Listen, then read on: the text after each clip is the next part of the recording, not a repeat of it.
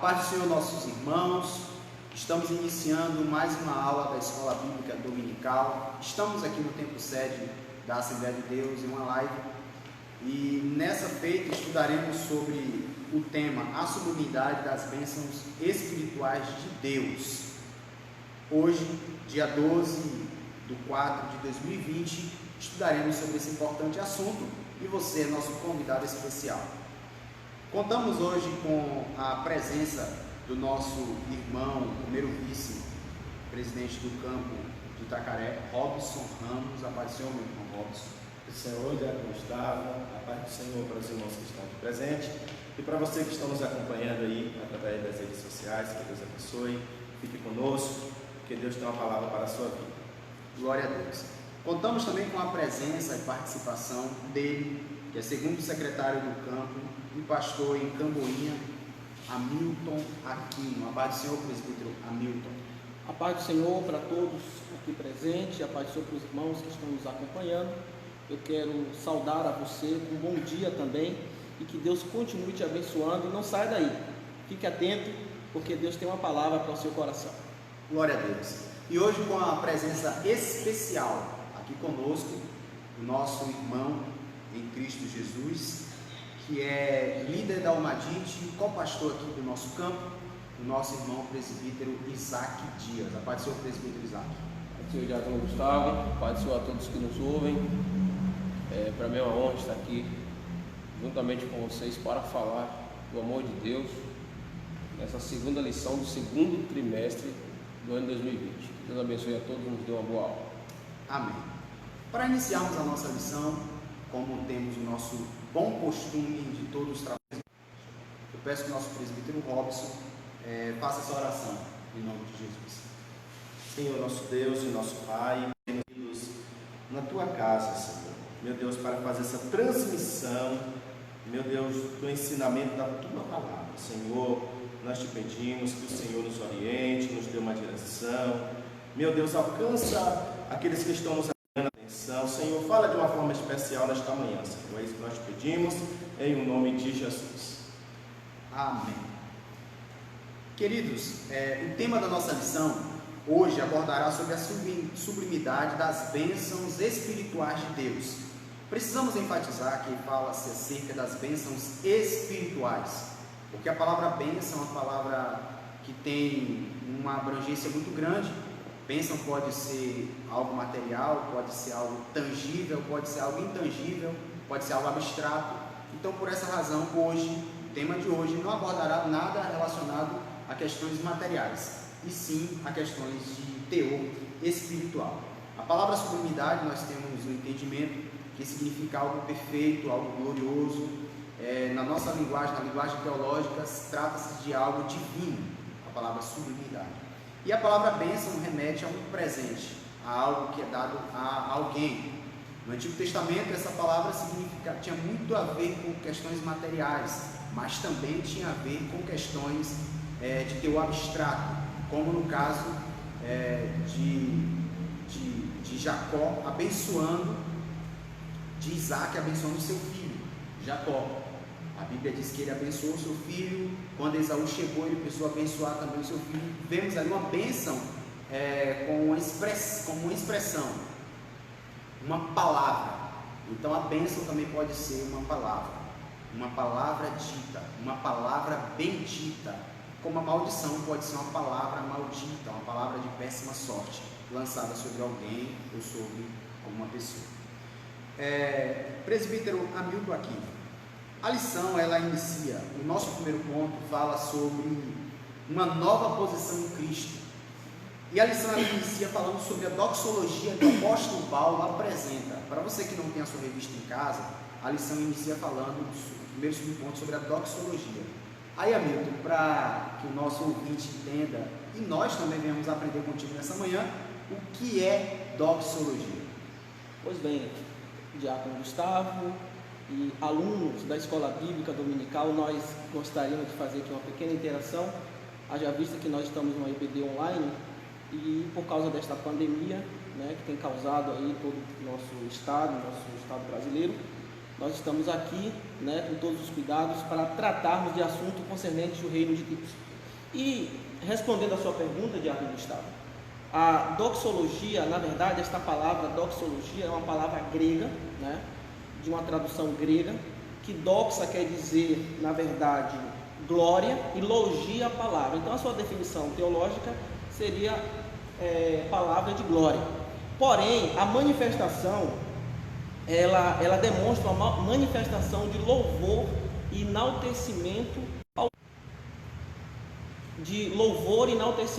Deus a qual nós servimos. Portanto, nós podemos aqui dar alguns exemplos, só para deixar frisado aí na mente de vocês que estão nos acompanhando, que quando eu louvo a Deus, quando eu expresso glória, gratidão, aleluia, é comum isso, essas expressões nos templos, né, nas igrejas, as pessoas atribuir glórias, aleluia, nos louvores, nos hinos, principalmente os hinos que nós, do nosso inário, existem muitas essas expressões. Então isso de fato é uma definição da palavra doxologia.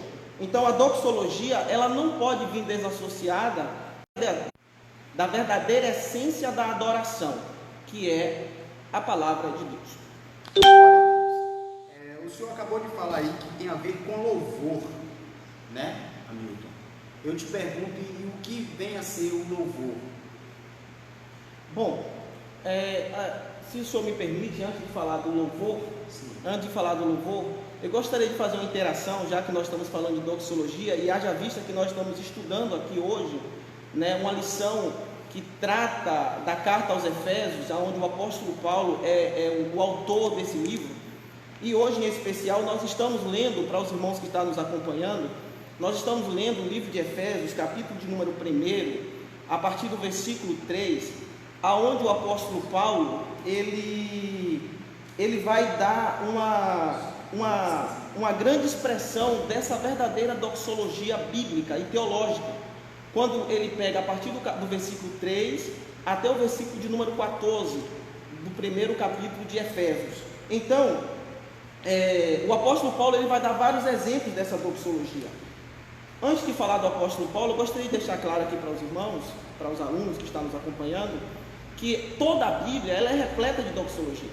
Se nós olharmos o livro dos Salmos, o livro de Provérbios, de Cantares de Salomão, Eclesiastes, todos esses livros, ela vai estar repleta de expressões que demonstram essa verdadeira. Porém, o apóstolo Paulo, no versículo de número especial, versículo de número 3, versículo de número 6, acompanha aí na sua casa, versículo de número 3, versículo de número 6 e versículo de número 14, do primeiro capítulo de Efésios, o apóstolo Paulo, ele vai usar algumas expressões que demonstram a temática dessa doxologia, quando ele diz, por exemplo, para louvor e glória da sua graça, para louvor da sua glória, Deus Pai de Jesus Cristo. Então tudo isso caracteriza, Diácono Gustavo, esta verdadeira adoração e bondade ativa a Deus. Então, trazendo aqui a resposta daquilo que o senhor havia me perguntado, de fato, o que é louvor? Louvor, na verdade, é uma palavra hebraica que significa elogio. Então, eu te pergunto e pergunto para você que está nos assistindo, elogiar a quê? Elogiar a quem? Esse elogio, ela não está atribuída ao homem, ela não está atribuída ao ego humano, não. Esse elogio está atribuída a Deus. Então, quando nós expressamos louvores de gratidão e adoração a Deus, elogiando ao nosso Pai, Pai eterno, nós estamos enaltecendo Ele, nós estamos glorificando a Ele, nós estamos demonstrando um verdadeiro apreço, uma verdadeira gratidão a Deus por esse louvor. Então, lembrando, e aqui eu já quero fazer aqui uma pequena interação para você, que nós estamos vivendo uma época, presbítero Robson, de que as pessoas têm confundido as coisas, né? Têm misturado as coisas, vamos assim dizer. As pessoas têm criado, têm formado louvores que não têm nenhum sentido, nem teológico, né? E nenhuma edificação para a vida do ser humano. no que diz respeito no mundo espiritual. Então, assim, todo louvor que está embasado nisso que nós estamos falando, que é a verdadeira doxologia, ela tem que ter essa essência. Ela tem que trazer uma edificação, ela tem que trazer uma glorificação a Deus, ela tem que enaltecer a Deus, tem que demonstrar essa gratidão para Deus. Então, aqueles louvores que você ouve aí, agora eu vou falar para você, que você ouve em sua casa, que às vezes não tem nenhuma essência dessa adoração a Deus, né? Isso não é louvor para Deus, isso não é adoração, isso não é uma verdadeira doxologia. Amém. Na verdade, a gente percebe que nem toda música é louvor. Sim. Nem toda música é um louvor, porque se o louvor é um elogio, louvor é elogio.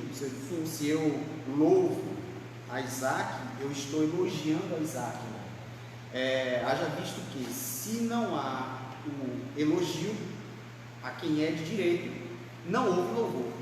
Então, existem músicas que estão repletas de ritmo, uma boa música, um bom ritmo, uma boa batida, uma boa letra, mas a letra não é louvor a Deus. Sim. Aí temos também uma outra problemática, alguns irmãos que não entendem ainda o significado da palavra louvor, e diz assim: eu vou louvar um hino. Não se louva um hino, porque substituamos a palavra louvor por elogio. Eu vou elogiar um hino. É uma expressão, na verdade, que as pessoas usam, isso é hábito de linguagem, né? Isso vai muito de cultura, do local, da região, e que a gente precisa aprender biblicamente que essa expressão usada pela grande maioria é uma expressão errada. Porque correto seria vou louvar a Deus. A Deus. Elogiar a Deus. Ou vou cantar um hino também.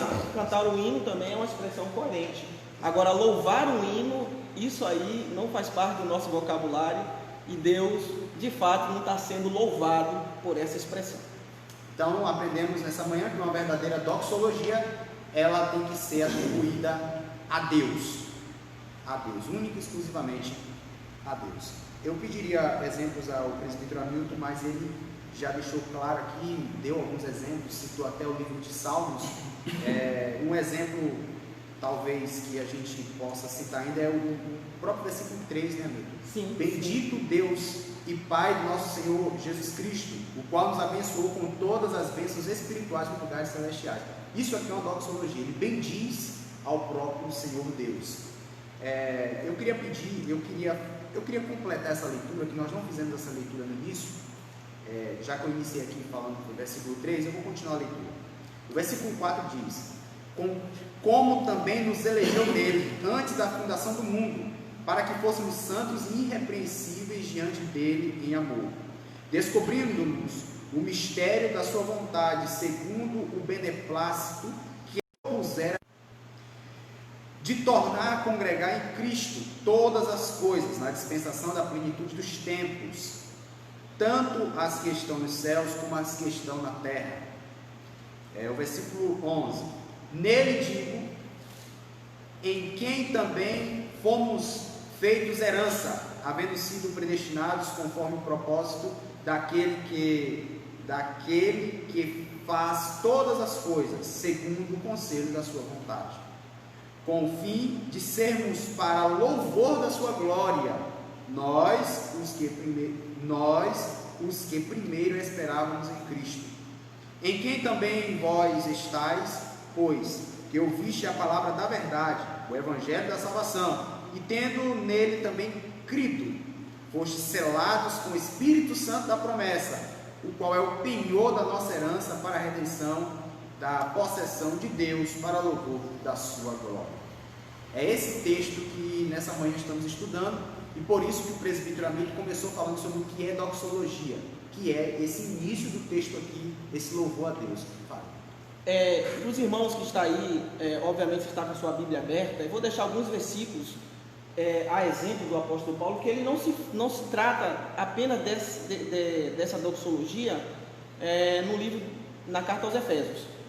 Se você observar no livro de Romanos, anote aí para você ler em casa depois, Romanos 11, 36, Paulo também vai tratar dessa doxologia. Na carta aos 2 Coríntios, capítulo de número 1, versículo 3, Paulo também vai tratar da doxologia. Em 1 Timóteo, capítulo 1, versículo 17, Paulo também vai tratar dessa doxologia. E para fechar, Romanos 16, versículo de número 25 ao 27, Paulo também vai falar dessa doxologia. Então Paulo ele vai dar um show, né? Um show de doxologia, né? E permear isso aí em várias cartas, né? Que eles as escreveram, e que é muito importante para você tirar suas dúvidas e entender um pouco mais sobre quais são as verdadeiras doxologia bíblica que nós estamos aqui nesta manhã a vos ensinar. Glória a Deus. Seguindo a temática da nossa lição, chegamos ao segundo subponto do primeiro ponto, o qual vem falar sobre bênçãos espirituais. Bênçãos. Eu queria pedir aqui ao presbítero Isaac definisse para nós o que é bênção, Isaac. Mais uma vez, meus irmãos, Pai do Senhor. Meus irmãos, nós encontramos, através da Bíblia Sagrada, duas definições da palavra bênção. No Antigo Testamento, usada pela palavra beraca, e a qualidade, louvor e presente de paz. A palavra hebraica é a qual, Isaac? Porque no momento ali... Hebraico beraca, a palavra beraca, que significa fonte de bênção, prosperidade, louvor de Deus e acordo de paz. Essas palavras elas aparecem muitas vezes em passagens bíblicas, se referindo à concessão de bens e também fazendo um contraste de maldição.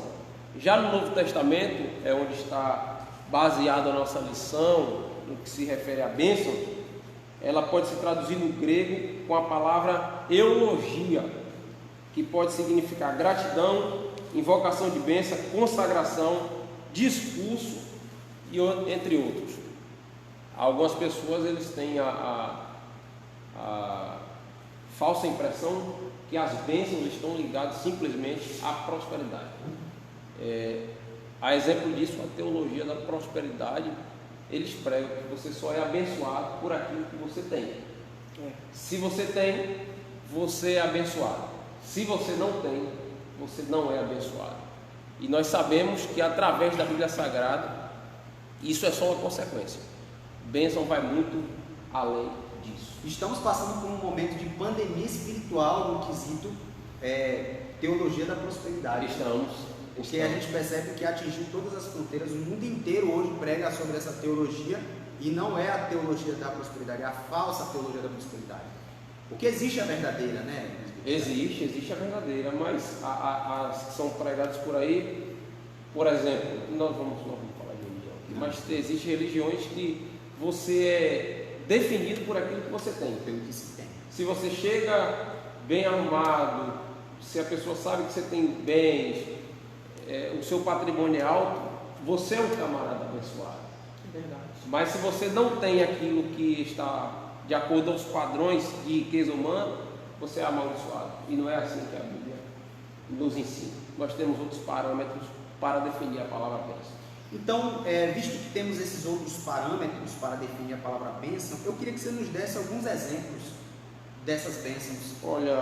Olha, Gustavo, nós temos aqui, nós poderíamos até ir trazendo e decodificando todas essas palavras, mas eu vou fazer aqui, tem uma lista aqui, que os irmãos vão achar na carta de Paulo aos Efésios, a partir do capítulo 1, do versículo 4.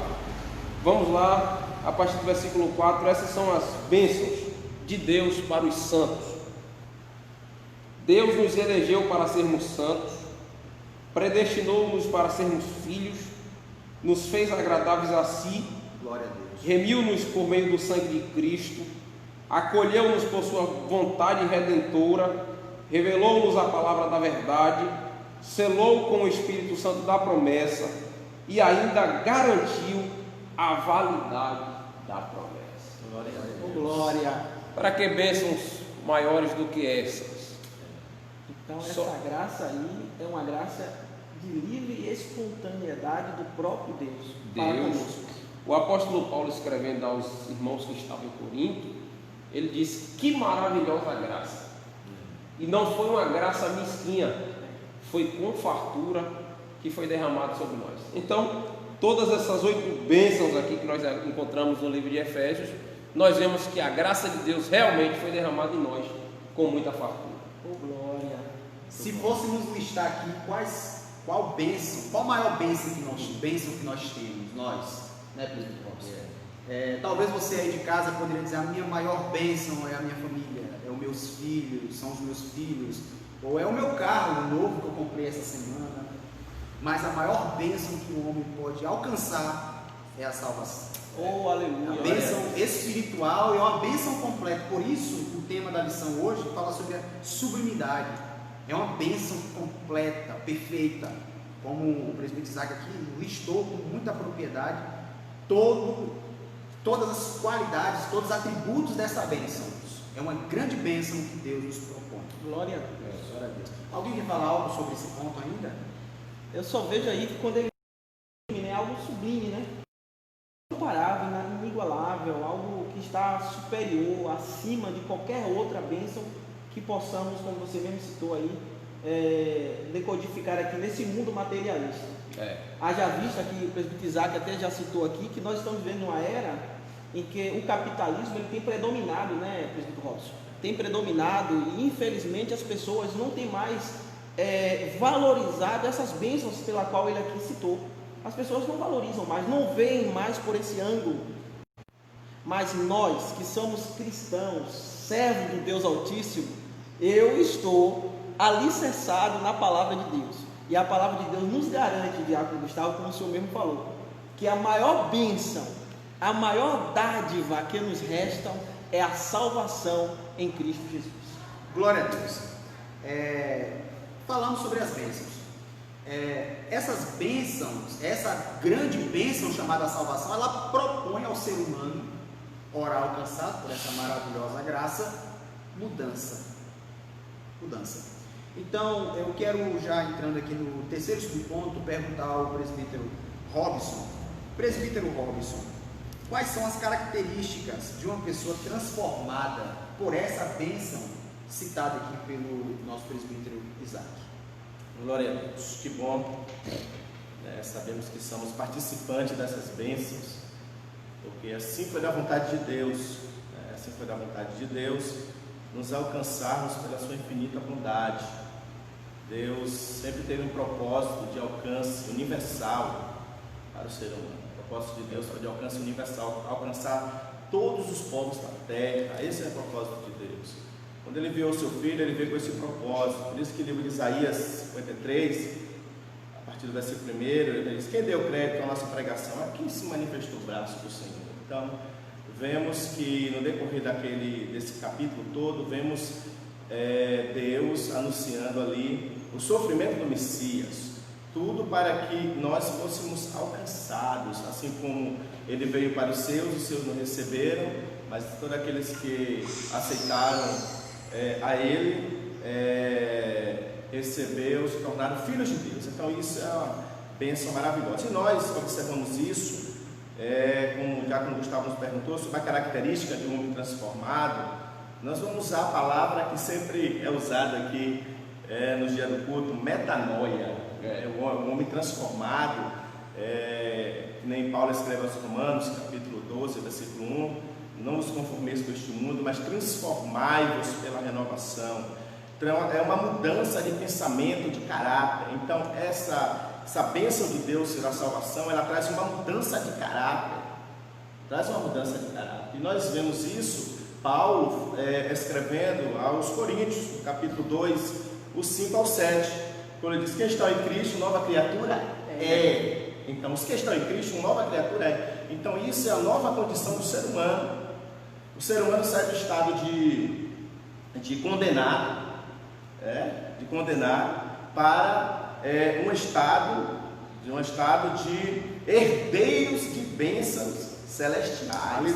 Olha que coisa maravilhosa, olha que mudança de estado. Então é uma mudança maravilhosa que Deus realiza nas nossas vidas através da aceitação a Cristo, da nova vida que nós levamos diante dele. Então nós vemos características no homem transformado, que isso é notório na sociedade.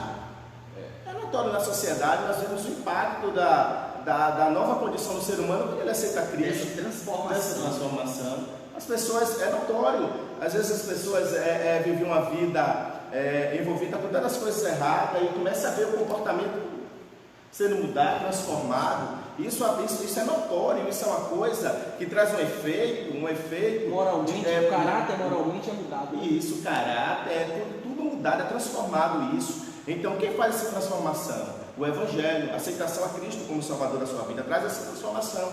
E Paulo pontua muito bem isso, escrevendo aos Efésios, quando ele diz, olha, aquele que mandou deixar a mentira e falar a verdade. Isso mostra a velha natureza, a tendência natural do homem, o homem corrompido. O homem, ele vive da mentira. É uma mentira para justificar outra. É uma mentira para justificar outra. Então, Paulo pontua a característica de um homem, não minta mais. Essa é a nova característica de um homem transformado. Ele diz assim, aquele que furtava, não furte mais. A característica é não roube mais. Já tem uma mudança de conduta, de comportamento, e isso reflete no meio da sociedade. A sociedade é beneficiada com isso. E sabe o que eu acho interessante? É que isso não são condições para ser salvo. Porque nada disso a gente não consegue alcançar a salvação com os nossos esforços. Isso é a característica do salvo.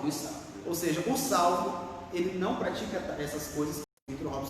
Assim também como Paulo pontua muito bem quando ele disse que não sai nenhuma palavra da sua boca, a palavra torpe. Ou seja, quando ele trata também acerca aquele que adulterava, aquele que se prostituía, não se prostitui mais. Então, isso mostra um efeito na vida do homem, a nova condição do homem. Isso evita doenças contagiosas. A pessoa que vive na vida de prostituição, ele está no campo minado de doenças contagiosas, então, que é transmitida. Então, isso vê a nova condição, o novo comportamento do homem diante de Deus. E faz lembrar, agora eu lembrei de fato interessante, o homem aceitou a Cristo e ele gostava muito de brigar. Ele gostava muito de briga. Aí ele foi num certo estabelecimento e quando chegou lá, eu acho que no passado ele tinha uma certa problema com esse rapaz. E esse rapaz, quando viu ele, partiu para cima dele. E quando ele deu uma pancada no irmão, o irmão caiu. Quando o irmão levantou, ele olhou para um lado, olhou para o outro e correu. Então isso é característica do homem transformado. É um homem que deu lugar a Deus para que venha ter a transformação. Então é maravilhosa a nova condição do ser humano diante de Deus e diante da sociedade, porque a nova condição, ele tem paz com Deus. Sim. É isso que a Bíblia conta. Tem paz com Deus e tem paz com os irmãos, com a sociedade. Né? Glória a Deus. Exemplo disso, o Gadareno. Sim. Ele teve uma vida transformada. A Bíblia disse que ele andava em túmulos, se rasgava, mas depois que conheceu a Cristo, que os demônios saíram da sua vida, ele teve um novo nascimento. Seu comportamento já era outro. Tornou até um missionário. Pregando, conseguiu ouvir a palavra de Deus. Ali foi um exemplo de uma nova condição de vida. Verdade. E percebemos o seguinte também, o texto de Romanos, capítulo 12, versículo 2, diz: não vos conformais, ou seja, a palavra conformar-se dá uma ideia de você moldar-se, você espremer-se para caber dentro de uma forma. Ou seja, não se conformais com esse mundo, ou seja, não tem a forma desse mundo, mas transformai. Aí agora a própria Bíblia vem e explica por onde é que surge essa transformação: pela renovação do vosso entendimento. Ou seja, o que proporciona isso é a salvação. O salvo em Cristo, ele tem um novo entendimento, porque ele passa a ser uma nova criatura, e agora a transformação é evidente na vida dele. Amém. O presbítero Robson, agora me surgiu uma questão, uma dúvida aqui. Essa pessoa transformada, uma vez transformada, ela consegue, porque falando dessa forma, como nós acabamos de dizer aqui, entendemos que os cristãos, eles foram transformados, passaram a ser santos, chamados santos pela Bíblia, correto? Amém, por isso, fomos santificados. Agora a pergunta: então o cristão não peca? Ou é possível uma pessoa transformada voltar àquelas velhas práticas? Muito boa essa pergunta. Até mesmo porque nós vivemos no dia a dia e vemos pessoas que um dia aceitaram a Cristo, estiveram na igreja e hoje se encontram afastados do Evangelho. Então essa pergunta muitas vezes permeia a mente das pessoas. Sim. Por que é que aceitou a Cristo e depois aconteceu, se afastou, ou uma que levou a um escândalo? Então, o que é que acontece? Paulo, ele aplica isso muito bem quando ele disse no capítulo 4, no versículo 27, quando ele diz assim: olha, não deis lugar ao diabo. Então, quem é que dá lugar? É o ser humano que dá lugar ao diabo, né? Então é o ser humano. Então, a partir disso aí, dando lugar a ele, aí que há a possibilidade de um afastamento do Evangelho do Senhor. Há um afastamento, porque dando lugar a ele, aí as velhas práticas, aí vem a velha prática. E João, na sua primeira epístola, escrevendo, ele diz ali na sua primeira epístola, ele diz assim, filhinhos, não pequeis, mas se pecaste, temos um advogado no céu que se chama Cristo Jesus o justo. Então ele está apontando para a posição de Jesus hoje.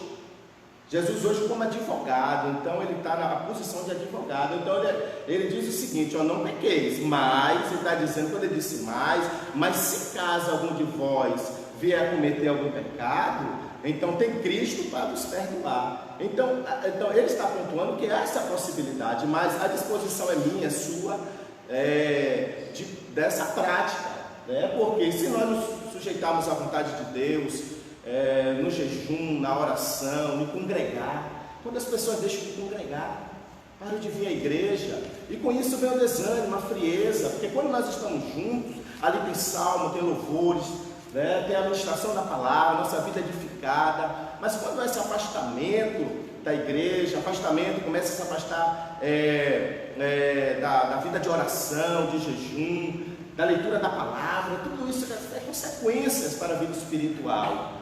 Muitas vezes o problema ele começa pequeno, é como um câncer. Como um câncer, ele vai tomando a vida da pessoa por completa. Então, o que nós devemos fazer é estarmos vigilantes, que a Bíblia fala muito da vigilância, que a Bíblia diz que o adversário anda do nosso derredor, buscando a quem tragar, não é isso que a Bíblia pontua muito bem? Então precisamos estar atentos a isso, para que venhamos estar firmes na presença do Senhor. Glória a Deus. Eu quero aqui mandar um abraço para os irmãos que estão nos acompanhando. Nosso irmão Elinaldo Souza, Adriana Alves, a irmã Ciane, a irmã Adelange, a irmã Joanice, a irmã Anitta, Cirilo, Lucas Bispo, entre outros. Quero mandar um abraço para nosso pastor também, pastor Criosvaldo, que é um aluno assíduo da EBD e também está nos acompanhando nesse exato momento. E continue conosco, não saia daí, que nós temos assuntos aqui um pouco ainda mais profundos. Sim, quem que está perguntando? Lucas Bispo está perguntando se pode fazer perguntas. O Lucas Bispo, faça a sua pergunta, meu amigo. Quem tiver alguma dúvida, nós falamos já nessa manhã sobre o que é doxologia, temos algumas definições, alguns exemplos. A definição da palavra bênção, também foram dados exemplos aqui. Falamos até mesmo sobre a questão da teologia da prosperidade, pincelamos um pouquinho sobre isso e falamos sobre a característica de uma pessoa transformada. Dentro dos assuntos já dados, pode fazer as perguntas que estaremos aqui para tentar respondê-las. Certo? Eu tenho certeza que a seleção que eu tenho aqui hoje, não teremos dificuldade. Não, com fé em Deus. Misericórdia. Vamos para o segundo ponto? O segundo ponto da nossa lição fala sobre uma vida cristocêntrica nesse mundo. E parece até uma coisa meio difícil. Manter uma vida cristocêntrica. Cristo no centro. Botar Cristo no centro da nossa vida em meio a esse mundo em que nós vivemos. Já é difícil falar sobre bênção espiritual em um mundo capitalista, em um mundo materialista. Imagine colocar Cristo no centro das nossas vidas nesse mundo. É difícil, mas é possível. E é isso que nós sempre buscamos e é sobre isso que nós falaremos agora. Eu queria, o primeiro subponto vai falar sobre a revelação do mistério. O mistério de Deus que foi revelado à humanidade. Para que Cristo esteja no centro, Cristo tem que vir.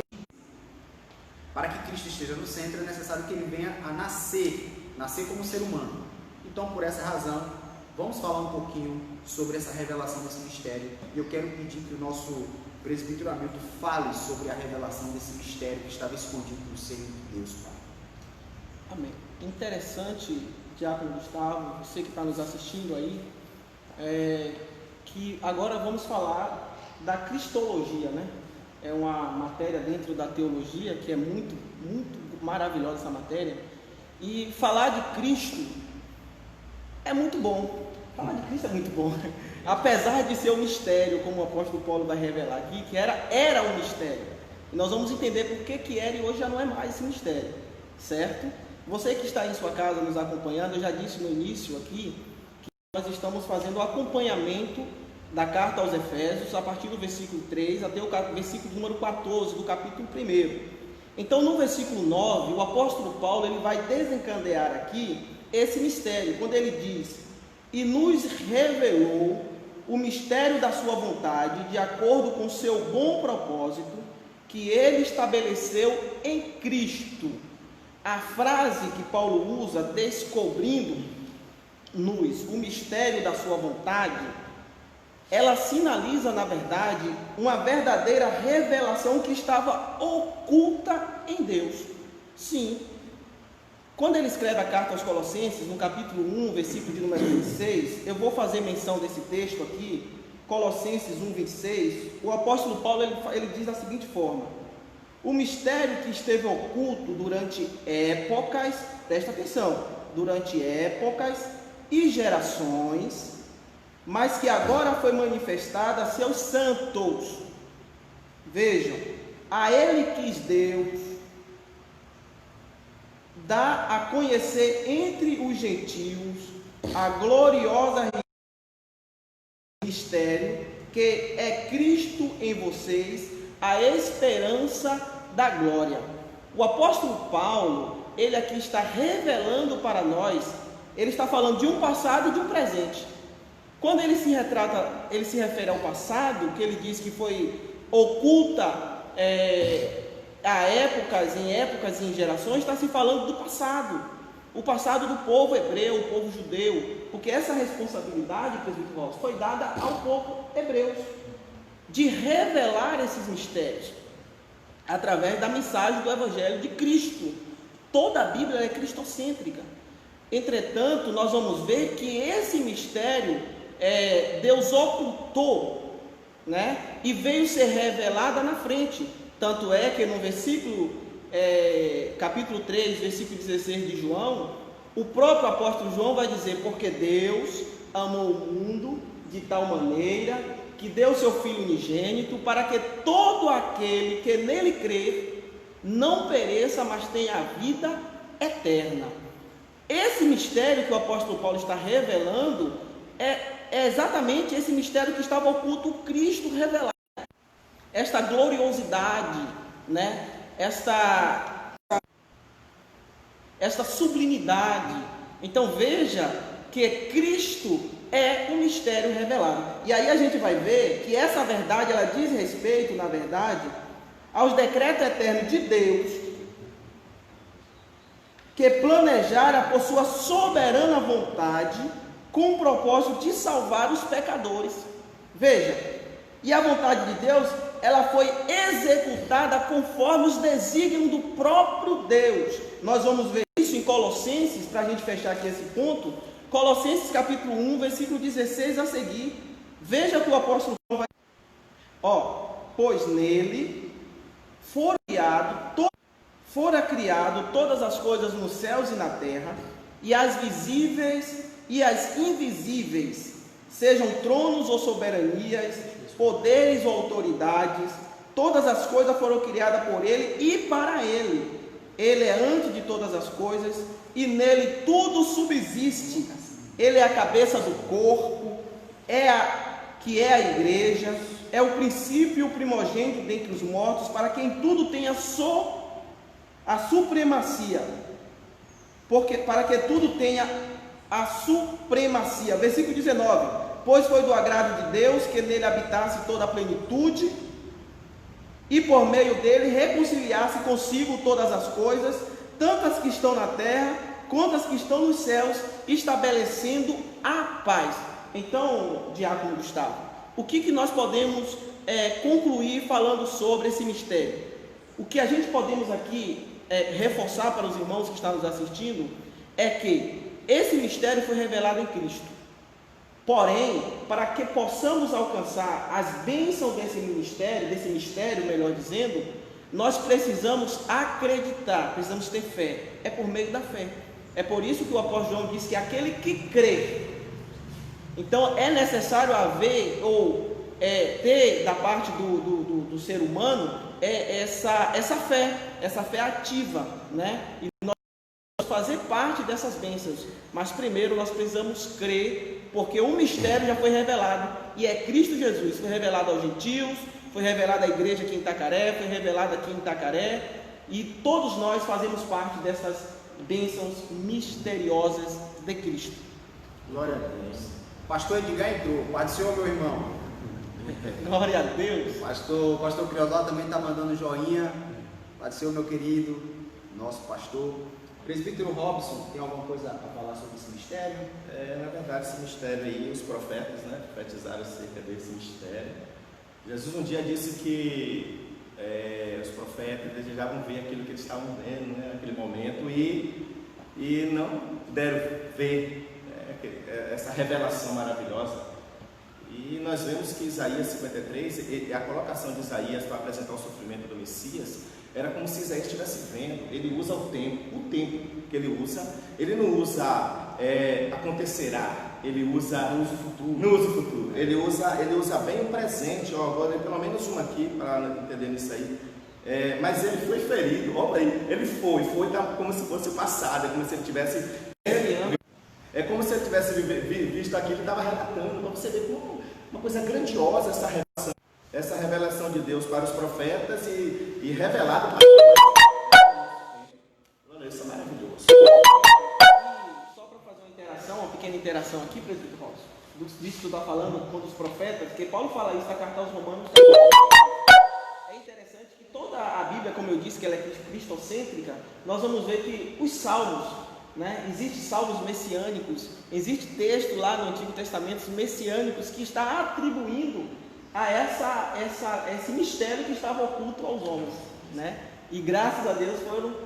Acho que o senhor leu na semana passada aqui na escola Romanos capítulo 3, versículo 5, que fala da manifestação da glória de Deus, que em Cristo, né, foi demonstrado o seu amor, e para a demonstração desse amor foi necessário que Deus enviasse o seu próprio Filho para que morresse na cruz do Calvário. Então está aí a revelação do mistério de Deus. Em João, o Evangelho de João, capítulo 1, versículo 18, diz que ninguém viu a Deus, a não ser o Filho, que estava no seio do Pai. Este o revelou. Quer dizer que qual é a imagem de Deus? A imagem de Deus é a imagem do Filho. O Filho é a imagem de Deus Pai. O Filho é a imagem do Espírito. O Filho é a imagem porque o Pai, o Filho e o Espírito Santo, a imagem da Trindade se resume no corpo de Cristo. Ele é a imagem do Deus invisível. E por isso, a revelação trazida para todos nós. Rapidinho aqui, eu sei que o horário já está bem avançado, mas eu queria, porque o que acontece? Às vezes, deparamos em meio muitas perguntas em relação a Deus. Nós cremos na existência de Deus e tudo, pela fé, pelos fatos, mas muitas pessoas se deparam com perguntas, às vezes no colégio, com pessoas, alguns filósofos, né, na sala de aula. E Deus, como é que vai provar uma existência de um Deus? Então, como foi falado aqui, Jesus Cristo, só Jesus Cristo vinha à Terra, que a história aponta isso, tanto bíblica como a história secular apresenta a existência de Jesus na Terra. Isso prova a existência de Deus. Exatamente. Prova a existência que existe um Deus no céu. Isso é prova concreta, visível, né, na época. Até mesmo porque se for visitar os túmulos de onde Jesus foi sepultado, não acha nada, vestígios, não é nada. Então isso aponta da existência de um Deus supremo, né? Glória a Deus. Irmãos, vamos adiantar aqui porque o horário não nos espera. Falando ainda sobre esse viver uma vida cristocêntrica, o presbiteramento com propriedade já falou sobre essa bênção, a revelação desse mistério. Eu preciso que o presbítero Robson, no segundo subponto, nos fale um pouco sobre a plenitude dos tempos. Porque assim, para que essa revelação viesse a acontecer, não poderia ser aleatório. Existia um tempo para que isso acontecesse. O que é plenitude dos tempos? Muito bem. Então, vemos que Paulo fala disso na carta, no texto da hora que nós lemos, e quando ele disse que de tornar, no versículo 10, de tornar congregar em Cristo todas as coisas, na dispensação da plenitude dos tempos. Então, o que é a plenitude dos tempos? Plenitude dos tempos é o mesmo que tempo certo, tempo determinado para uma missão.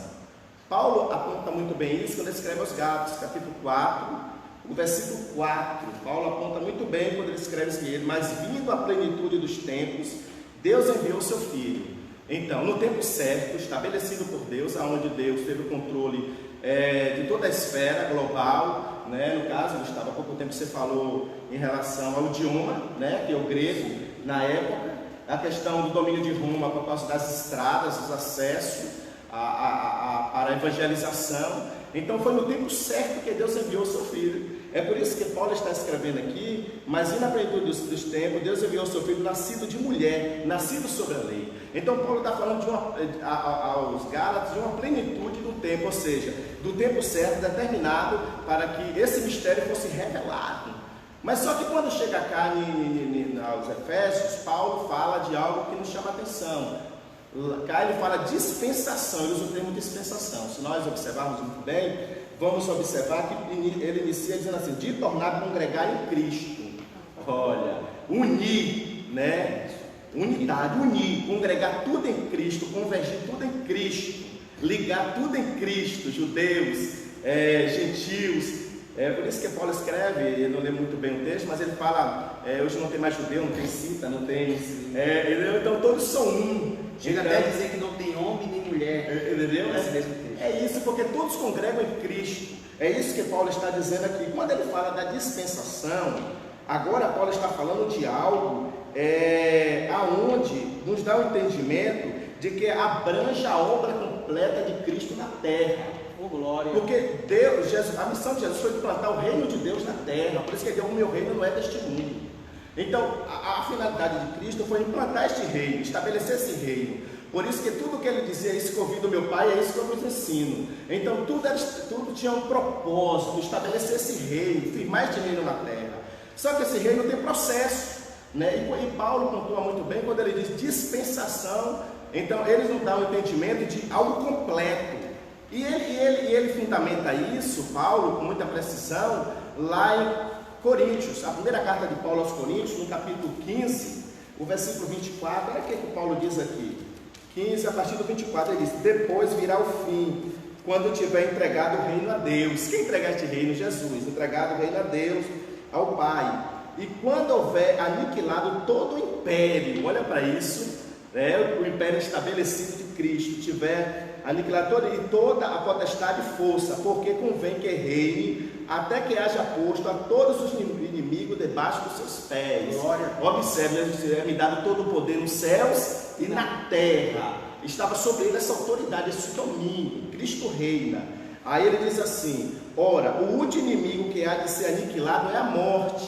Olha para isso não traz um entendimento de um fechamento, já vai fechando. Aí ele nos diz assim: porque todas as coisas sujeitou debaixo de seus pés. Mas quando diz que todas as coisas lhe estão sujeitas, claro está que executa aquele que sujeitou todas as coisas. Aí o último versículo nós entendemos isso: e quando todas as coisas lhe estiverem sujeitas, então também o mesmo Filho se sujeitará àquele que todas as coisas lhe sujeitou, para que Deus seja tudo em todos. Então, seja, no fechamento dessa plenitude, toda a obra de Cristo estabelecida na terra vai ser entregue a Deus, tudo completo, estabelecido. Então, Paulo está falando desse assunto, né? Dessa totalidade da obra de Cristo na terra, que hoje, daqui a pouco, vamos estar estudando sobre também a atuação do Espírito Santo, nós vamos ver nessa obra completa, final. Então é desse assunto que Paulo está falando. Glória a Deus. Acabou de entrar também nosso irmão conferencista Osni. Pai do Senhor, meu irmão Osni, entrou só para deixar a gente com medo, não foi? Amém. Falando ainda sobre essa vida cristocêntrica, o presbítero Isaac. Qual é a pergunta? Não, a pergunta de alguém em Lucas. Mas Lucas, é isso. ele fez a pergunta? Ele não chegou aqui para mim. Mencionado, né? Não. Irmãos, se você tiver alguma pergunta, você pode fazer. Lucas Bispo estava aí enquadrando a gente disse que ele pode fazer, Lucas, a pergunta. Já vista, né, Diácono Gustavo? Nós estamos em uma escola bíblica dominical. Sim. E por nós não estar com as classes aqui físicas, mas os irmãos, eu tenho certeza que os alunos aí da escola estão acompanhando em sua casa. E se porventura, né, a gente está fazendo aqui o possível para não gerar dúvida, mas se porventura vier a dúvida, tem aqui o presbítero Robson, tem o presbítero Isaac, que com certeza estará aqui para respondê-los e tirar suas dúvidas. Presbítero Isaac, tem um aluno seu aqui dizendo, meu professor, Tiago aí, ó. Glória a Deus. Irmãos, vamos falar um pouco, ainda para fechar esse segundo ponto, falando sobre uma vida cristocêntrica nesse mundo. Presbítero Isaac, no Antigo Testamento, as bênçãos eram para o povo de Israel. Correto essa afirmação? Correto. Para o povo de Israel. Vemos que parecia que Deus restringiu para esse povo. Sabemos que existia em futuro um projeto de Deus. Agora eu te pergunto, e no Novo Testamento, hoje, na era da igreja, a era que nós vivemos, essas bênçãos para Israel, para os brasileiros, para os norte-americanos? Para que povo essas bênçãos? Meus amados irmãos, Paulo ele é bem cirúrgico, né? Ao dizer que as bênçãos agora para todo o povo, para os judeus, para os gentios, ou seja, para todos os crentes em Cristo Jesus, todas aquelas bênçãos que nós discorremos lá no primeiro tópico, é para os crentes em Cristo Jesus. Ainda bem, né? Que hoje já não tem mais essa distinção de raça. Todos nós somos abençoados, independente de famílias, independente de onde congregamos. Se confessamos que Cristo é o nosso Senhor, consequentemente, todos nós somos abençoados. Então não há mais essa acepção. Não. No reino de Deus não há acepção. As bênçãos de Deus. E elas são incondicionais ou condicionais? Incondicionais. Então nós percebemos o seguinte, que aquela ideologia de que Deus é um ser que faz acepção de pessoas é inconsistente. Deus não faz acepção de pessoas. Entendemos também que aquele Deus machista, que só usa homens, que essa é a ideia de que muitos teólogos afirmam de a igreja hoje agir assim, de que o Jesus pregado na Bíblia ser um Jesus que só escolheu 12 discípulos homens. Mas nós percebemos que haviam 12 discípulos, sexo masculino, sacerdotes, sexo masculino, mas vemos o agir de mulheres também no ministério de Jesus. Mateus vai narrar muito sobre isso, né? Que as mulheres que acompanhavam o ministério de Jesus e o próprio Cristo diz que elas somaram muito no serviço do reino de Deus. Até mesmo na ressurreição, as mulheres que dizem que não teve voz ativa naquela época, na ressurreição de Jesus fez questão de aparecer justamente para quem? Para as mulheres. Para uma classe que de fato era muito humilhada pelos homens daquela época. Jesus tinha em seu ministério mulheres que serviam. E várias mulheres são vistas aí na Bíblia, no decorrer da história, principalmente no Antigo Testamento nós vemos, até Juízas. E no Novo Testamento também vemos mulheres de oração no Novo Testamento. Mulheres que nessa igreja primitiva aí foram verdadeiros, usadas como instrumento de Deus no processo de evangelização da igreja. Presbítero Isaac, já que o senhor estava falando das bênçãos, é uma dúvida que me surgiu aqui, que a gente está em um mundo hoje contemporâneo e que as pessoas, na verdade, confundem muitas coisas, né? Misturam muitas coisas, a verdade é essa. E como o senhor falou das bênçãos, que no passado era para o povo de Israel, e que hoje não há mais essa restrição ela está inserida em um contexto em que todos nós que cremos em Cristo somos alcançados. Essas bênçãos, eu posso comprá-las? Existe algum preço? De maneira nenhuma. Porque a gente está em um mundo contemporâneo que as pessoas querem pagar para obter algo da parte de Deus. Tem pessoas que querem dar, como a gente costuma dizer, mercenários, né? Pessoas que são mercenárias, que querem usurpar do reino de Deus, uma vez que as bênçãos de Deus, elas são incondicionais. Muito pelo Deus por você. Você não precisa pagar, alguém pagou por você. E foi dito que Deus não faz acepção de pessoas, né? Mas Deus faz acepção de atos. Sim. Atos errôneos, né? Verdade. Existem pessoas que pegam esse contexto. Deus não faz acepção de pessoas e vão fazer cada tipo de escolha. Deus não faz acepção de pessoas. Embora Ele não faça acepção de pessoas, Deus ele faz, é uma expressão minha, Ele faz acepção de atos. Certos atos Deus não aprova, né? E isso pode até limitar as bênçãos de Deus na vida de alguém. Bom, o irmão Isaías Ferreira de Souza fez uma pergunta aqui. Todos os Isaías, vamos ver aqui para quem é que nós vamos lançar esse abacaxi. Tá sim, tá dentro desse tema que nós estamos abordando, porque o presbítero Isaac acabou de dizer que em Cristo já não há mais divisão de pessoas, né? Separação entre pessoas e pessoas. E agora eu pergunto para o próprio presbítero Isaac: todos os israelitas serão salvos? Bem, salvação é uma coisa, né? Ser abençoado é outra. Sim. Salvação é uma coisa. O israelita em que sentido? A nação Israel escolhida por Deus ou a nação Israel? Pai.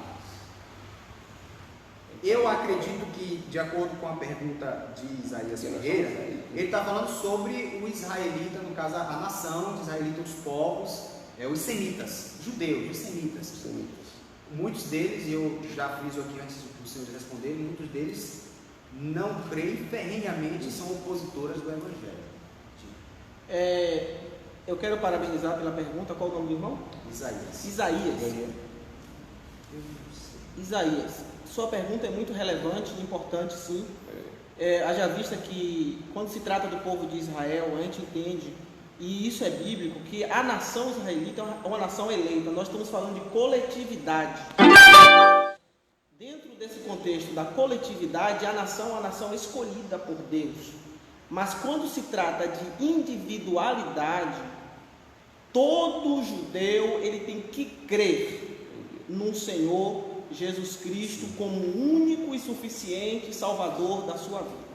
Se não houver essa fé, se não houver esta crença, se vocês observarem, o próprio Jesus, quando esteve na terra, presbítero Isaac, o próprio Cristo, quando esteve aqui na terra, por muitas vezes houve embate com os próprios judeus, dizendo que se eles não fizessem a vontade do Pai, eles eram filhos do diabo. Olha que expressão. Então, com base nisso aí, em João 8, 38, 40, se não me foge da memória, que Cristo vai falar disso aí, com base nesse texto, é bem claro, se o judeu ele não acreditar em Cristo, individualidade, ele não vai ser salvo. Quando eu digo da coletividade, aí agora a gente está falando de uma questão escatológica.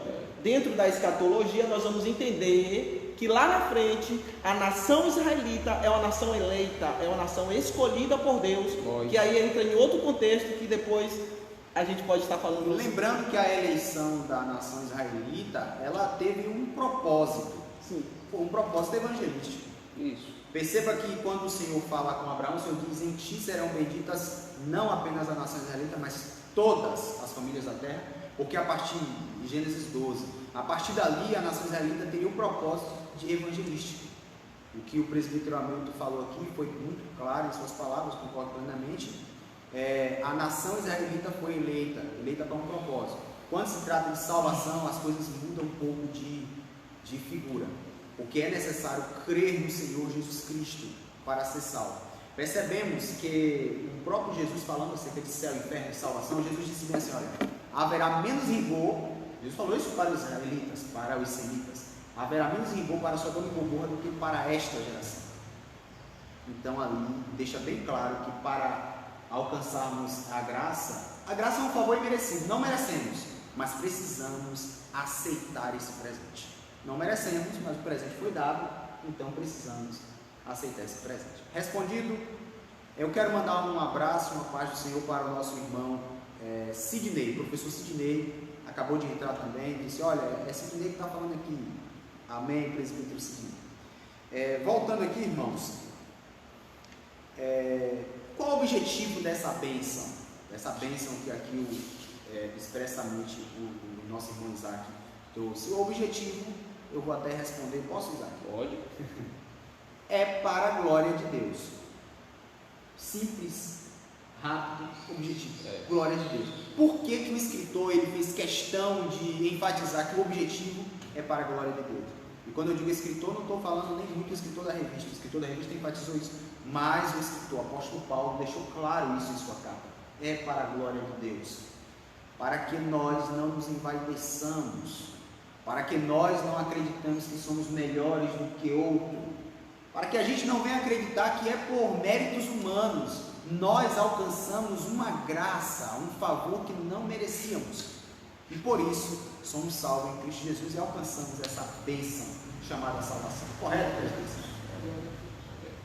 Algumas pessoas acham que as bênçãos do Senhor é para a sua própria glória, né? Autopromoção. E na verdade tudo é para a glória de Deus. Porque dele, por ele e para ele são todas as coisas. Define tudo. Glória a Deus. Aleluia. O terceiro ponto e último, estamos chegando à reta final da nossa aula de hoje. Vamos falar agora sobre o Espírito Santo. Glória a Deus. E sobre o Espírito Santo, o primeiro subponto fala sobre o selo do Espírito Santo. E eu quero perguntar, o irmão Isaías está agradecendo pela resposta. Amém. Amém. Estamos aqui. Se alguém tiver mais alguma pergunta, pode fazer. Na medida do possível estaremos respondendo. Sobre o selo do Espírito Santo, presbítero Hamilton aqui. O que é selo? Amém. Muito boa essa pergunta, Diácono Gustavo, superintendente da escola dominical aqui da sede de Itacaré. Estamos, graças a Deus, bastante interagindo aqui entre os irmãos. E é interessante falar que o selo do Espírito Santo ela é bastante também enfatizada na doxologia do apóstolo Paulo, né, vamos assim dizer, principalmente no versículo de número 13 da carta aos Efésios, do capítulo 1, que é o capítulo que nós estamos aqui hoje a comentar. É uma declaração bíblica de todos os salvos em Cristo Jesus e que tem essa marca, que tem esse sinal. Esse sinal ele identifica como uma propriedade do Senhor. Na verdade, a definição de selo é propriedade, né? É uma marca, identificando que de fato eu pertenço a alguém. Então, Diácono Gustavo, com base no que apresenta o apóstolo Paulo, no versículo de número 13, que ele vai dizer da seguinte maneira, para os irmãos que estão nos acompanhando: quando vocês ouviram e creram na palavra da verdade, o evangelho que os salvou, vocês foram selados em Cristo com o Espírito Santo da promessa. Então, com base nesse versículo, eu posso aqui dizer que todo crente salvo em Cristo Jesus, ele possui essa marca chamada Espírito Santo, e esta marca é uma marca indisfarçável. Esta marca é uma marca que apresenta a poderosa presença do Espírito Santo em nosso ser. Então esta marca é chamada selo. Por isso que todo crente salvo em Cristo Jesus, ele tem que ter esta marca. Fazendo uma comparação aqui, escatologicamente falando, o diabo colocará uma marca naqueles que ele conseguir convencer, né? A Bíblia dá uma ideia sobre até um número 666, marcando os seus. Então, trazendo para o âmbito do que o presbítero está falando, dá uma ideia como se fosse uma marca de uma camisa, que tem geralmente no colarinho aqui atrás. As minhas geralmente não tem muito relevância. Agora é interessante, Diácono Gustavo, já que você está falando de marca, e falando de marca, isso não dá evasão, viu, irmãos? Para você querer sair se marcando dentro de casa, porque querer botar uma tatuagem, pode botar uma tatuagem, Pedro Robson? Não é dessa marca que nós estamos falando, né? Então é dessa marca, né? É uma marca, como tema da nossa lição está falando sobre bênçãos espirituais, essa marca é uma bênção. E é uma bênção espiritual. A marca registrada de Deus em nós. Você foi marcado pelo Senhor. Ô glória. Te marcou e tu é dele. Ô glória. Aleluia. Glória a Deus. Alguém tem alguma coisa para falar mais sobre a questão da marca? A marca nos torna conhecidos, né? Sim. Sim. Vamos lembrar lá da história de Raabe. Sim. Certo? Quando os espiões saem da casa de Raabe, diz a ela: coloque a marca, ou seja, um fio de escarlate na porta, na janela da sua casa, que de longe saberemos que é a sua casa e quem estiver dentro dessa casa não será morto. A mesma coisa que nós. A irmã Romilda está dizendo que é um carimbo de propriedade. O carimbo de propriedade. E a identificação também. É uma identificação Paulo do crente. conhece, dizendo, Paulo, tem uma carta que Paulo escreveu numa igreja, ele disse que os que são de Deus têm essa marca. Deus conhece os seus. Então, através dessa marca, eles nos conhecem. Somos tidos como propriedade de Deus.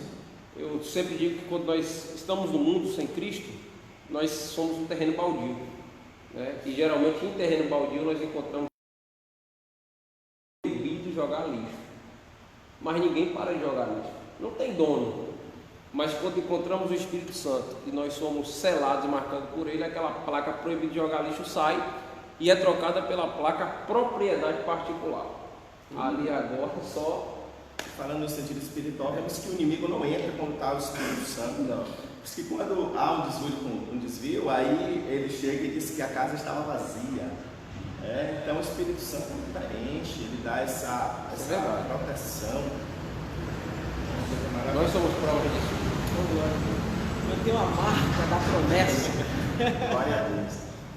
Gostei muito desse exemplo, é verdade. Eu nunca vi jogarem lixo em um terreno que é uma propriedade privada, particular. Se jogar tem problema.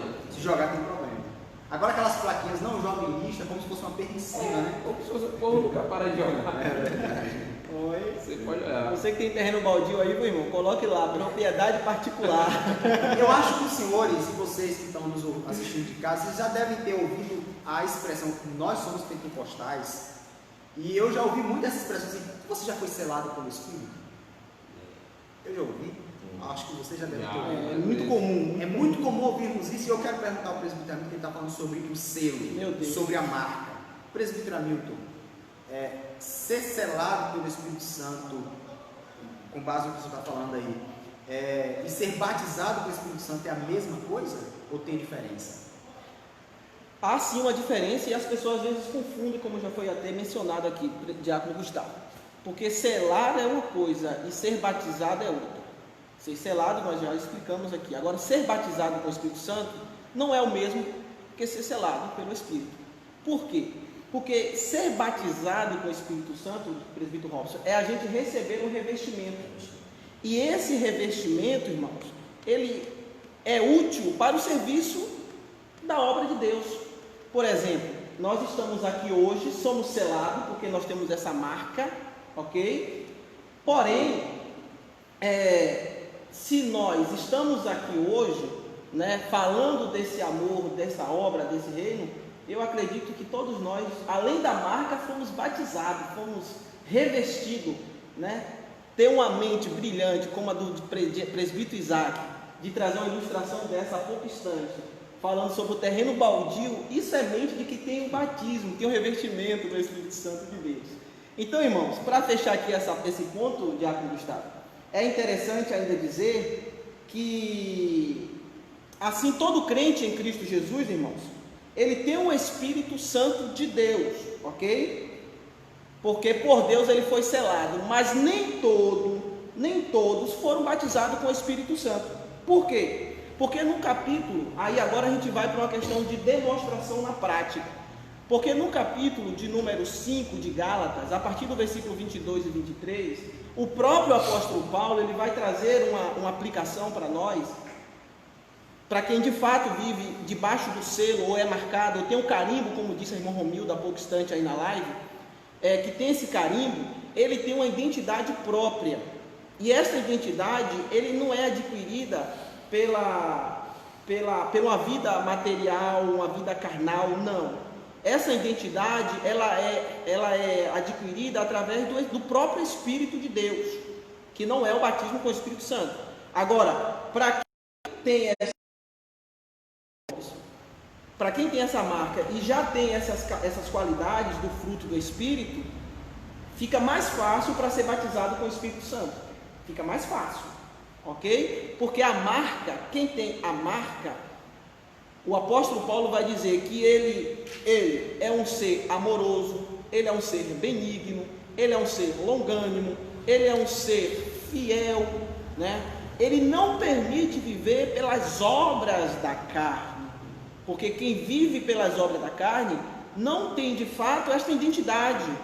Porém, quem tem o Espírito Santo de Deus, que é a marca, que é o carimbo, ok? Como propriedade de Deus, ele demonstra isso na sua vida moral e na sua vida espiritual. Que Deus abençoe. Amém. Muito bem.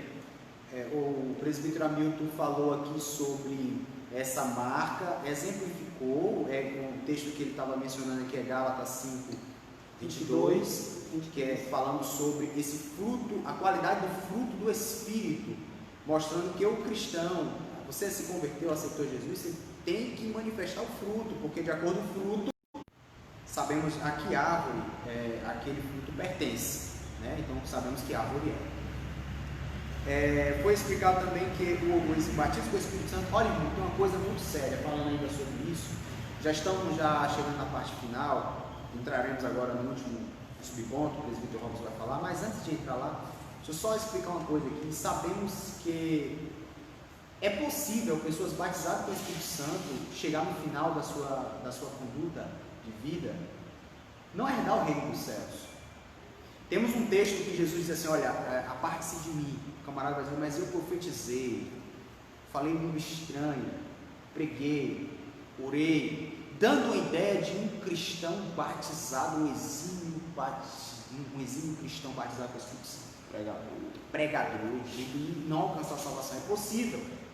Agora, eu acredito ser impossível um cristão que tenha o fruto do Espírito, esse selo, o fruto do Espírito, se perder. É impossível, porque o fruto do Espírito vai identificar o salvo. Entende? Então, ele está salvo, por isso o batismo do Espírito Santo não identifica o salvo. Já o fruto é uma característica do salvo. O batismo do Espírito Santo identifica uma pessoa preparada para a obra aqui na terra. Mas não quer dizer que está preparado para entrar nas nações celestiais. Diferente do fruto do Espírito. É uma característica do salvo.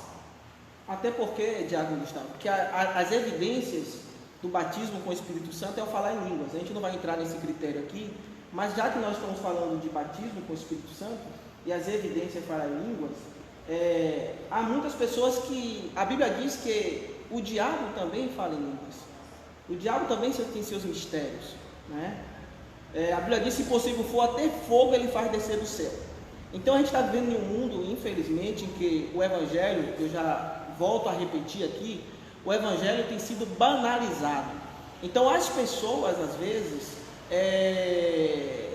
usa deste mecanismo porque aprendeu numa escola, aprendeu de um outro irmão, ou um dia foi batizado e era um crente fervoroso e hoje já não é mais, mas aprendeu a viver daquela forma, né? É como se fosse uma profissão, aprendeu a viver daquele jeito. Aí fala em língua, mas são línguas, por isso que a Bíblia diz que devemos examinar a profecia e não o profeta. Então, quando você analisa a profecia, você vai ver se de fato aquela profecia ela tem uma coerência, ela tem a edificação, ela tem um contexto, né, bíblico, teológico, para poder a gente identificar se de fato esse crente é crente ou não. Amém. O presbítero Sidney está dizendo que o selo, a pessoa recebe quando aceita Jesus. Sim. Já o batismo é uma promessa a ser buscada. Concordamos sim com essa afirmativa do nosso irmão Sidney. Isso. Já o nosso pastor Edgar está aqui dizendo que só tem gente boa nessa EBD. Glória a Deus. É verdade. Os participantes aqui estão tudo bonito, tudo bem. Uma aula aí para nós nos enriquecermos. Presbítero Robson, falamos sobre algumas características aí desse selo com o Espírito Santo. E agora eu pergunto ao senhor, o que é penhor? Porque o apóstolo Paulo fala lá que foi nos dado um penhor. E eu preciso saber, nós precisamos saber, os nossos ouvintes querem saber o que é penhor. Muito bem, já estamos no último ponto já, né? Para encerrar a nossa escola bíblica. E observamos o que é o penhor, foi questionado neste momento. Podemos observar a Trindade trabalhando no plano da salvação, né?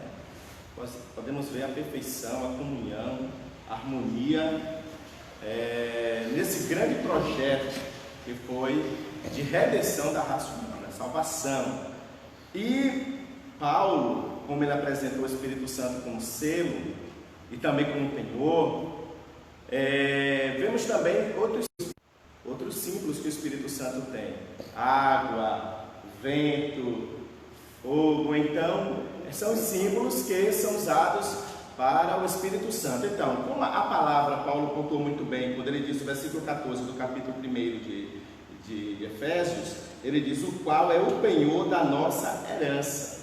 Então, o que é penhor? Penhor é uma garantia, penhor é uma segurança, é uma prova.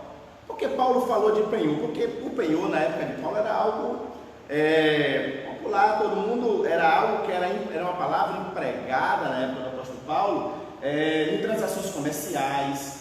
Às vezes as pessoas queriam adquirir uma propriedade, algo, então eles davam como garantia o valor. Então, quando ele dava aquele valor, ele já estava garantindo que aquilo ali era dele. Penhorado. Já estava ali, guardado, era uma garantia. A primeira parcela já estava depositada ali. Então, se alguém chegasse, não, isso aí já é de alguém, né? Então, já era algo que estava reservado. Então, era uma garantia que já tinha de propriedade. Entendeu? Uma garantia de propriedade. Então, Paulo falando do penhor do Espírito Santo é uma garantia de uma herança eterna. Nós estamos na caminhada para uma grande herança, que é a Nova Jerusalém de Deus. Que Paulo teve, quer dizer, João viu a Nova Jerusalém de Deus. Então, podemos observar que nós estamos em busca desta herança. Então, o Espírito Santo, ele nos deu como essa garantia. Foi com a mesma coisa de quando o servo de Abraão, a pedido de Abraão, foi buscar uma esposa para Isaac. E quando chegou lá, está escrito no livro de Gênesis, capítulo 24, versículo 22, que quando ele encontrou ela, ele presenteou ela com aquela volta pingente. Aquilo ali estava dizendo o quê? Estava dizendo, era uma prova, quando ele estava dando aquele presente, era uma prova que se Rebeca aceitasse aquilo ali, ela faria parte, firmaria o compromisso, entendeu? Então nós firmamos o compromisso com Deus, quando aceitamos a Cristo como Salvador da nossa vida. Então, quando aceitamos a Cristo, ali já é uma garantia da nossa herança. Aí o Espírito Santo vem como penhor das nossas vidas e garante essa herança eterna. Então, o Espírito Santo de Deus é o penhor, que nem Paulo fala, é o penhor da nossa herança, ou seja, ele é a garantia da nossa herança. Glória a Deus. O nosso pastor, há pouco instante, há alguns momentos atrás, disse assim nos comentários: eu também tenho esse selo. Amém, pastor? Nós cremos nisso. E ele também está agradecendo a Deus pela vida dos professores e está dizendo que é bênção pura. Glória a Deus. Eu quero cumprimentar também, com a paz do Senhor, o irmão Vitório, que também está nos assistindo, a irmã Maria, a irmã Débora e entre outros que estão nos acompanhando. Na semana passada a irmã Andréia estava assistindo e não apareceu aqui. Se ela estiver assistindo hoje também, que não apareceu aqui, tem pessoas de outros estados. Papai, tem pessoas de outros estados também que estão nos acompanhando através dessa rede social. O presbítero Robson falou aqui, chegamos ao final da lição e foi falado aqui sobre o penhor com o propósito de insuflar alguém um plano de herança. Não é isso, É Rose? isso. Alguém que não tinha direito à herança, a partir daquele penhor, ele passa a ter direito a essa herança. Falando sobre heranças, nós sabemos que, e falando sobre o tema da nossa lição, para concluir a lição de hoje, eu devo lembrá-los, irmãos, que não era para nós isso aqui. Isso aqui foi para Israel, né? A partir de Israel, nós seríamos alcançados mais tarde. Nós, pecadores, quem éramos nós para termos alcançado maravilhosa graça, tão perfeita graça? Deus teve misericórdia de nós. E Ele fez um testamento, e colocou lá nesse testamento as 12 tribos de Israel. Colocou lá nesse testamento algumas leis morais e éticas para que o seu povo, Israel, seguisse. Mas eu estava estudando um pouco sobre o testamento e descobri que o testamento ele só passa a ter valia depois que o testador morre. Aí o testamento passa a ter valia. Enquanto o testador está vivo, ele pode a qualquer momento fazer alteração no testamento.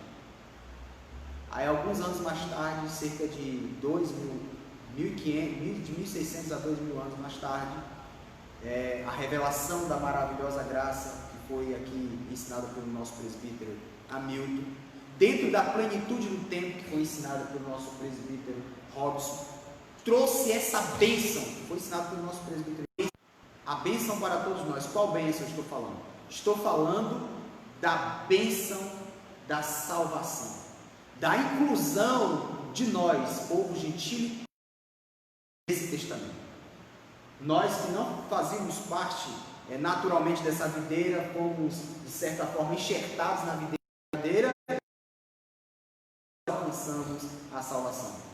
Aí o testador, após ter escrito o testamento, morreu na cruz do Calvário. Só que ele não podia ficar morto porque ele é imortal. Então ele ressuscitou ao terceiro dia, trazendo vida, paz e salvação para todos nós. Você pode aí de dentro da sua casa dizer um amém e gloriar-se nisso, porque nós fomos alcançados pela salvação. E qual o penhor, meu? Ele deixa o Espírito. Ele deixa o Espírito. Ele diz: não vos deixarei órfão. Eu estou deixando aqui, o penhor. Ele é a garantia. Eu vou voltar. Aleluia, aleluia. Para que onde eu estiver, vocês também Glória a possam Deus. estar. Amém, Jesus. Amém? Amém. Alguém tem alguma coisa mais a comentar sobre a lição de hoje? Exatamente sobre isso. Então vamos fazer o seguinte: tem algum aviso, presbítero Robson? Os trabalhos o pastor anunciou na segunda-feira na FESAC. Anúncio do trabalho. Então os irmãos aí, que foi postado nos grupos, os irmãos estejam pegando as informações aí nos grupos sobre os trabalhos. O pastor está sempre divulgando esses trabalhos, então os irmãos estejam acompanhando, tá bom? Você que é da Camboinha, aproveitar aqui e fazer uma merchandising aqui, né? Plim, plim. Plim, plim aqui não. Fazer aqui uma merchandising. Hoje tem culto lá na Camboinha. Os irmãos da Camboinha que estão nos acompanhando aí, faça essa divulgação. Nós estamos seguindo as regras do Ministério da Saúde, tá? Então tem culto lá e não perca de ir para o culto hoje. Hoje à noite o nosso pastor está avisando que teremos ceia. Teremos em 2 horários, né? De 7 às 8 e de 8 às 9. Para fracionar, justamente para fracionar. A ideia é de diminuir a questão do número de pessoas, a aglomeração, então teremos em 2 horários. Se você quem chegar um pouco mais tarde no primeiro horário vai ficar para o segundo horário, para não ter aglomeração de pessoas, seguindo aí a ordem do Ministério da Saúde e da Prefeitura Municipal de Itacaré. Alguma coisa mais a comentar, senhores? Bastante. Nós te esperamos. Tem mais nenhuma pergunta? Não, por enquanto não. Te esperamos aqui no Facebook na semana que vem com o próximo tema da lição. Estaremos aí afinco estudando, nos dedicando para trazer uma aula proveitosa para cada um de vocês. Eu quero pedir para o nosso presbítero Hamilton aqui faça essa oração de encerramento e em seguida estaremos encerrando com a bênção pastoral.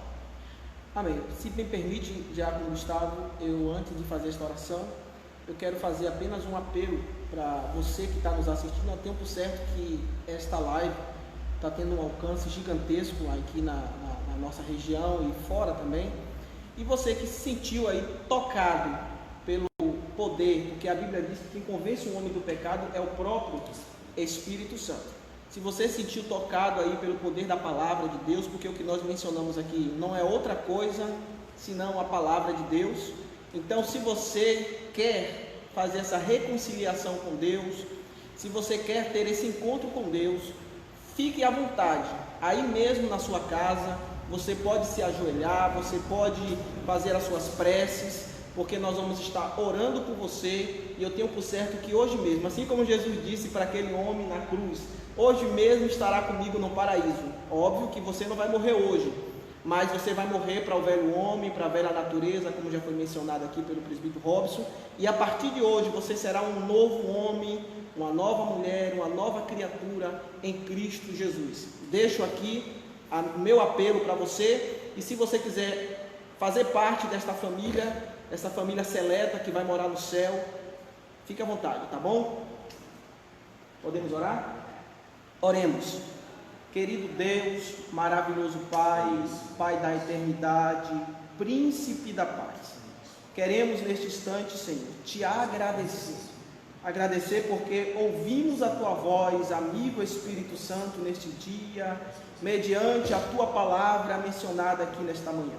Pai, já queremos te engrandecer, Senhor, por esta igreja, por a vida dos irmãos que aqui se fizeram presente. Pai, Tu és o Deus desta igreja, Tu és o Deus deste povo, Tu és o nosso Deus. Ó Senhor, muito obrigado, ó Pai. Deus, eu quero te rogar neste momento que o Senhor venha alcançar, ó Deus, cada aluno que está agora neste momento que assistiu essa aula, que estava aí, ó Pai, acompanhando, e eu tenho por certo que foram edificados pela Tua palavra. Deus, também há aquelas pessoas que nos acompanhou e que neste momento, Pai, ao ouvir a Tua palavra, foram tocados pelo poder e a manifestação do Espírito Santo. Deus, traz agora uma transformação, meu Deus, na vida desta pessoa, e que a partir de hoje esse homem seja um novo homem e uma nova mulher. Pai, eu quero te pedir neste momento, Senhor, alcança a nossa cidade, Pai, Itacaré, alcança o nosso estado da Bahia, alcança a nossa nação neste dia, Senhor, pois nós intercedemos agora para que a Tua mão traga paz, traz alegria, a Tua mão, Senhor, estendida sobre nós, venha trazer, ó Deus, alegria interior da alma neste dia, Pai. Queremos neutralizar todos os principados, queremos neutralizar agora todas as potestades malignas, ó Deus, todo espírito da depressão, ó, nós o neutralizamos neste dia, em o nome de Jesus. Pai, continua conosco, Senhor, derramando estas bênçãos que são infinitas sobre a vida da Tua igreja na terra. Pai, que a Tua igreja permaneça fiel, que a Tua igreja permaneça, ó Pai, debaixo das Tuas bênçãos. Isso é o que nós te rogamos e te pedimos em nome de Jesus. Amém. Presbítero Isaac, despede a gente com a bênção pastoral. Que o amor de Deus, o nosso Pai, a comunhão de Jesus Cristo, aquele que morreu na cruz, e as duas consolações do nosso amigo Espírito Santo estejam com todos, não só hoje, mas para todos sempre. Amém. Amém. Certamente que a bondade, a misericórdia me seguirão todos os dias da minha vida, e habitarei na casa do Senhor por longos dias. Que Deus abençoe. Amém. Que Deus nos abençoe. Próxima semana estaremos aqui no Facebook.